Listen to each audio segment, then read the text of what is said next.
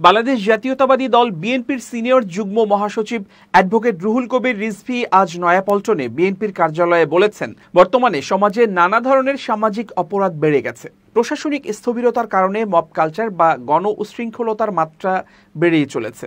অবৈধ কালো টাকা ও গোপন অপতৎপরতার মাধ্যমে এই মব কালচারকে উস্কে দেওয়া হচ্ছে।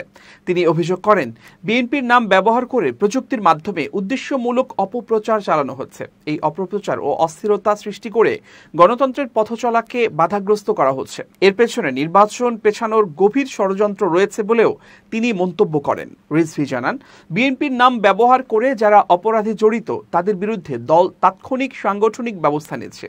যারা দলের ভেতর থেকে অপকর্মে জড়াচ্ছে তাদেরও কোনো ছাড় দেয়া হচ্ছে না। তিনি বলেন, ইতোমধ্যে বহু নেতাকর্মীকে বহিষ্কার, অব্যাহতি, পদ স্থগিত এবং কারণ দর্শানোর নোটিশ দেয়া হয়েছে। তবে গণমাধ্যমে এসব সাংগঠনিক ব্যবস্থার খবর তেমনভাবে আসছে না। তিনি অভিযোগ করেন, আইন শৃঙ্খলা বাহিনীর নিষ্ক্রিয়তা অত্যন্ত রহস্যজনক।